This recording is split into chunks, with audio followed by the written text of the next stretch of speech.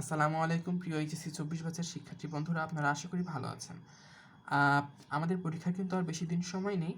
আজকে 18 তারিখ এবং কালকে 19 তারিখ থেকে 26 তারিখ পর্যন্ত যদি আমরা ধরি অন্যান্য সাবজেক্টের পড়াশোনা করার জন্য, তাহলে আমাদের হাতে কিন্তু সময় অতিরিক্ত কম। এখন বিষয়টা হচ্ছে, আমাদের এই কম সময়ের মধ্যেই প্রিপারেশনটা নিতে হবে।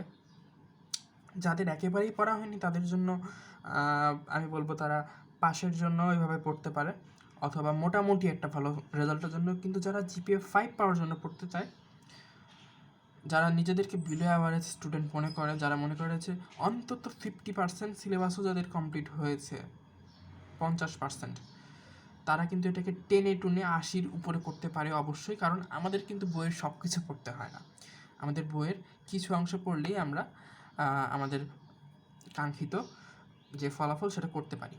তো সেটা আমরা জানি আমাদের কোত্থেকে পাবো, আমরা এতদিনে অবশ্যই জানি। টেস্ট পেপার পড়লেই অবশ্যই আমরা 23, 22 এবং 21 সালের এই কোয়েশ্চেনগুলো অবশ্যই আমরা রিপিটেডলি সলভ করে যাব। নট নেসেসারি আমাদের এর আগের কোয়েশ্চেন সলভ করতে হবে। হ্যাঁ, আমরা দেখে যেতে পারি এর আগেরগুলো, কিন্তু সলভ করে যেতেই হবে হলো এই 3টা বছরের কোয়েশ্চেন। 23 বছরের কোয়েশ্চেন আমরা জানি যে অনেক বোর্ডে অনেক হার্ড কোয়েশ্চেন হয়েছে। 22 সালে হয়তো অতটা হয়নি, 21 সালে কিন্তু হয়েছে। আমরা এইচএসসি পরীক্ষা যে আমাদের জীবনে কত বড় পরীক্ষা সেটা আমরা হয়তো এতদিনে বুঝতে পারছি, এবং এটার উপর নির্ভর করে আমাদের অনেক কিছু, সেটা নিয়ে আর না বলি। তো যাই হোক, এখন এরকম একটা রুটিন আপনারা সবাই বানাবেন এবং আমারটাও আপনারা ফলো করতে পারেন। নট নেসেসারি যে আমাদেরটা মানে আমারটাই পালন করতে হবে এই রুটিনটা, এরকম না, কিন্তু এটা করলে ভালো হবে। যাই হোক, এখানে আমি দেখতে পাচ্ছেন যে ফিজিক্সের ক্ষেত্রে ফার্স্ট পেপারের ক্ষেত্রে দিয়েছি 2, 4, 6, 10, 7 অধ্যায়। এখন 2 অধ্যায় ভেক্টর, 4 অধ্যায় আমরা মেকানিক্স, 6 অধ্যায় আমরা মহাকর্ষ বিকর্ষ, 10 অধ্যায় আমরা আদর্শ গ্যাস পড়েছি। তো যাই হোক, এখন এটার নিচে দাগ দিয়েছি, অর্থাৎ এই অধ্যায়গুলো তুলনামূলক অন্যগুলোর থেকে একটু সহজ আছে। সহজ কোনোটাই বলবো না, কিন্তু কনসেপ্ট থাকলে, মোটামুটি জানা থাকলে এটা সহজ আছে আমি বলবো। এই 4টাকে আপনারা আগে আগে আগে শেষ করে ফেলেন আজকে এবং কালকের মধ্যে, এবং তার সাথে আমাদের কিন্তু সেকেন্ড পেপারটাও ধরতে হবে।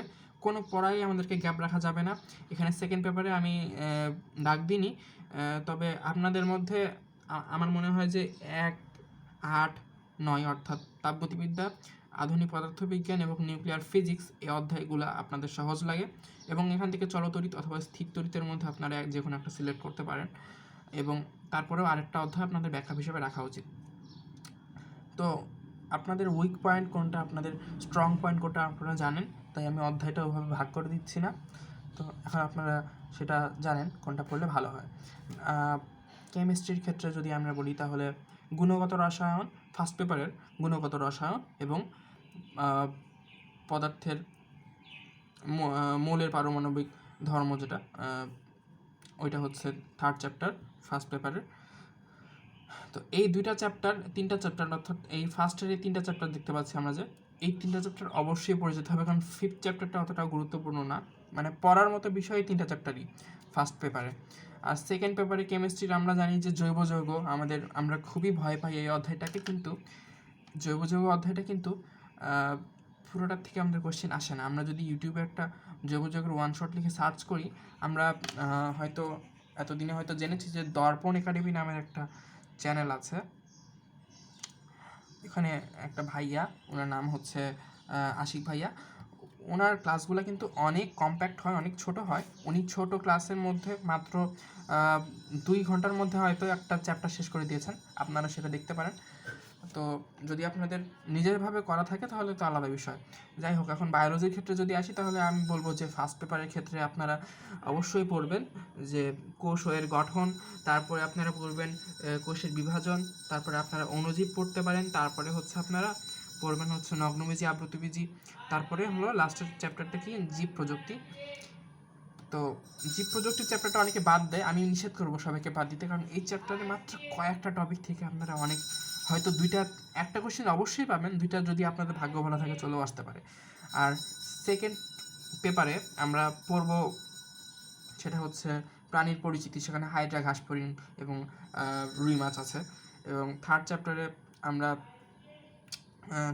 আমরা জানি হচ্ছে পরিপাকের যে এনজাইমগুলো আছে ওগুলো একটু মনে রাখতে হয়, বারবার প্র্যাকটিস করতে হয়, ওটা পড়তে হবে। তারপর হচ্ছে রক্তর চ্যাপ্টারটা, এখানে আমরা হার্ট সম্পর্কে পড়ি।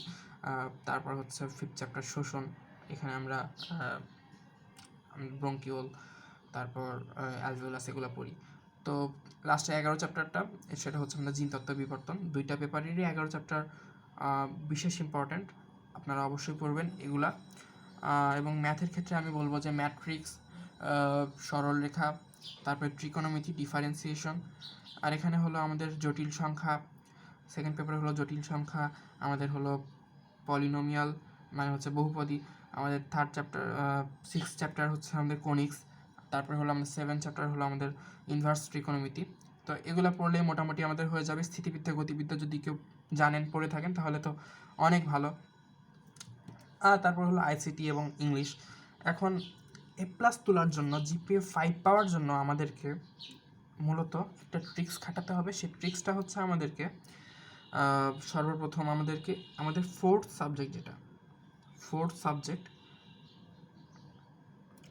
সাবজেক্টের প্রতি অনেক গুরুত্ব দিতে হবে। কারণ ফোর্থ সাবজেক্টে যদি আমরা GPA 5 পাই, তাহলে এমন 3টা সাবজেক্ট যেটাতে আমরা GPA 4 পেয়েছি, এই 3টা সাবজেক্টের সাথে এই 5 থেকে আমাদের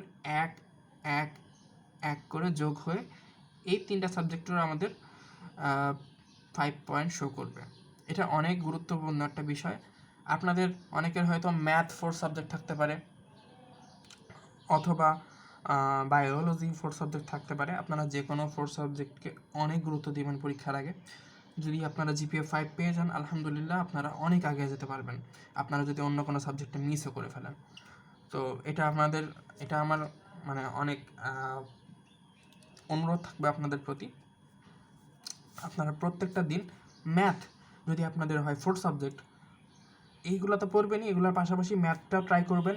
এই অমুক সূত্রগুলো যেগুলো আসেই, অমুক ম্যাথগুলো যেগুলো আসেই, সেগুলো অবশ্যই আপনারা রাতের বেলা করে অথবা সকালবেলা করে, যাদের যেই সময় করে আপনাদের সুবিধা হয়, মনে থাকে, সেই সময় আপনারা অবশ্যই করবেন। এবং ম্যাথে A+ পাওয়ার জন্য আপনারা সর্বোচ্চ চেষ্টা করবেন। আপনাদের টেস্ট পেপারে MCQ নিয়ে যদি কথা বলি, তাহলে MCQগুলো কিন্তু অনেক থাকে, আপনারা দেখেছেন। কিন্তু বোর্ড কোয়েশ্চেনের MCQগুলো কিন্তু সর্বোচ্চ যদি আপনারা দেখেন 150-এর কম আপনারা দেখবেন আপনাদের টেস্ট পেপারগুলোতে। খালি বোর্ড প্রশ্নের কথা বলেছি।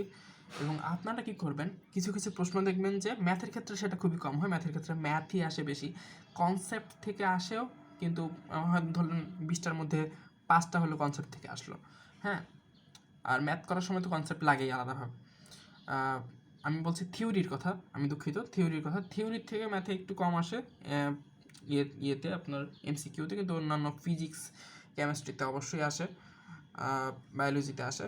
তো যাই হোক, এখন আপনারা কি করবেন, আপনারা হলো MCQটা যেখানে আপনাদের কনসেপ্টে একটু সমস্যা, আপনারা কি করবেন যে আপনার যদি বই পড়ার ইচ্ছা যদি না করে, বই পড়াটা সবচেয়ে বেটার, কিন্তু বই পড়ার যদি আপনাদের মনে হয় যে না, বই এতগুলো কীভাবে পড়বো, কীভাবে বের করবো, আমি সাজেস্ট করবো ভাই, আপনারা বই না পড়ে আপনারা সোজাসুজি যেই টপিকটা আপনাদের সমস্যা হচ্ছে, যেই ক অথবা খ নাম্বারটা আপনারা পাচ্ছেন না, যে MCQ এর কনসেপ্টটা আপনারা বুঝছেন না, থিওরিটা জানেন না, আপনারা কি করবেন, সুন্দর মতো আপনারা ইউটিউবে সার্চ করবেন যে এই টপিকটা আমি পারি না, আমি ফিজিক্স অথবা কেমিস্ট্রি অথবা বায়োলজির এই পার্টিকুলার এই টপিকটা আমি পারি না, লিখে সার্চ করবেন, অবশ্যই চলে আসবে। ইউটিউবে অনেক ছোটো ভিডিও আছে, আপনারা ট্রাই করবেন 5 থেকে 10 মিনিটের ভিডিওগুলো দেখার।